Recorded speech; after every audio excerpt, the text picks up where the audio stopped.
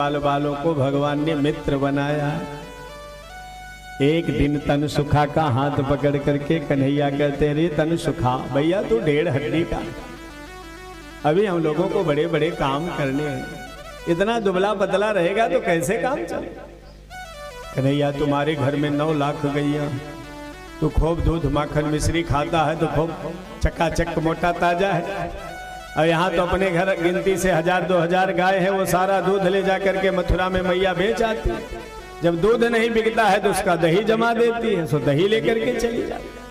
अपने को तो छाछ मिलता है, वो भी कभी कभी।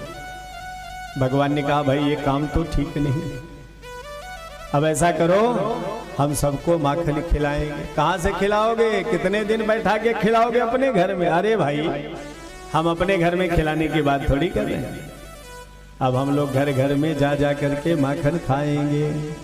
ग्वाल बालों ने कहा कन्हैया तो चोरी सिखाएगा? भैया चोरी खावे पीवे की वस्तु की कोई चोरी थोड़ी होती है। अरे फल लगा हुआ है पेड़ में तो खाएगा ही कोई न कोई इंसान ही खा लेगा, नहीं तो पक्षी खाए। इसलिए खाने पीने की वस्तु की चोरी को चोरी नहीं कहते। ऐसा करो सभी लोग अपने अपने घरों में जाओ और सब लोग चोरी से माखन खा करके कल आ करके बताना। भगवान ने सबको माखन चोरी करने का आदेश दे दिया।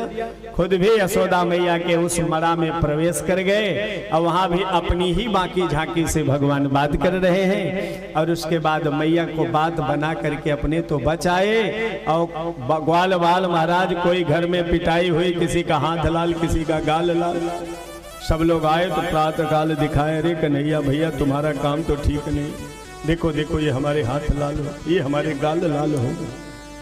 अब क्या था महाराज, भगवान ने बाल गोपाल चौर विद्या मंडल प्रसार का अध्यक्ष बन गए और बालकों के साथ भगवान घर घर माखन चोरी करने लगे। बोल माखन चोर भगवान की जय हो। श्री सच्चिदानंद परमात्मने नमः।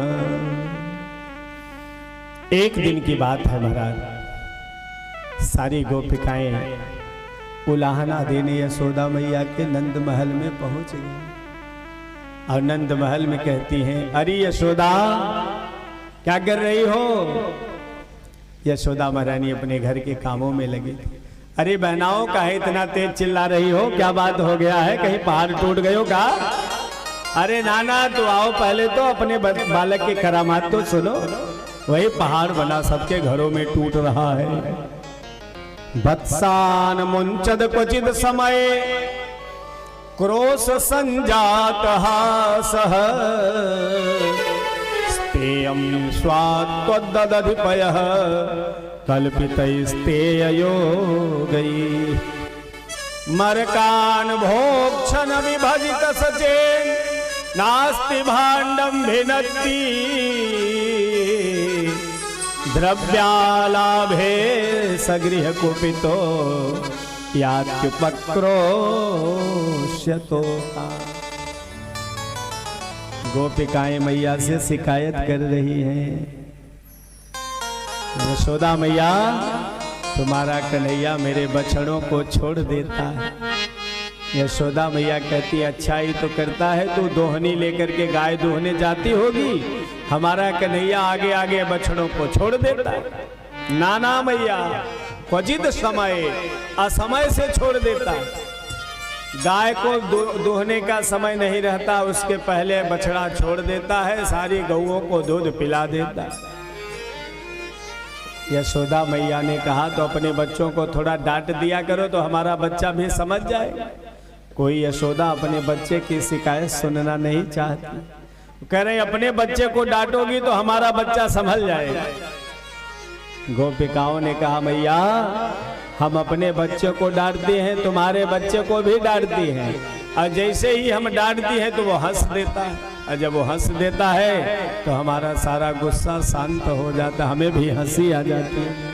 क्रोश संजाता स्तेयं स्वात्वदधिपयः कल्पितैस्तेयो गई। कहते हैं यशोदा मैया ने कहा तो ऐसा करो अपना माखन जो है थोड़ा छिकड़े पर ऊपर रख दिया करो तो नेक सो छोटो सो छोरा मेरा कैसे पाए। अरे राम राम मैया, इसकी तो बात ही मत करो। ये महाराज अध्यक्ष बने हुए हैं, सबसे नीचे मोटे मोटे लड़कों को खड़ा कर देंगे, उसके ऊपर उनसे पतले, उसके ऊपर उनसे पतले, उसके ऊपर उनसे पतले, और सबसे ऊपर खुद जा करके खड़े हो जाते हैं घर में, चाहे जितना ऊपर रखा हो। अब मैया ये सारा माखन जो है खाते भी हैं, लोगों को खिलाते भी हैं। न जाने कौन से जन्म की इनकी रिश्तेदारी बंदरों से है। एक सीटी बजाते हैं तो घर में सारे बंदर टूट पड़ते। मरकान भोक्षण, मरकान भोक्षण विभाजित सचे नास्ति भांडम भिन्न। कहते हैं मैया सारे बंदर घरों में आकर के उपद्रव करते हैं मैया, ना जाने दुनिया भर की गंदगी सारा डोल डाल वही कर देते हैं। सारे घर की सफाई करते करते हमारे हाथ दर्द करने लगे। और मैया जिसके घर में अगर इनको माखन नहीं मिला, जिसके घर में मिल गया उसका तो कल्याण है, और जिसके घर में माखन नहीं मिला द्रव्यालाभे सगृह कुपितो यात्युपक्रोश्यतो। एक दिन मैया जो है प्रभावती के घर में ये लोग पहुंच गए और उसके घर में माखन नहीं था।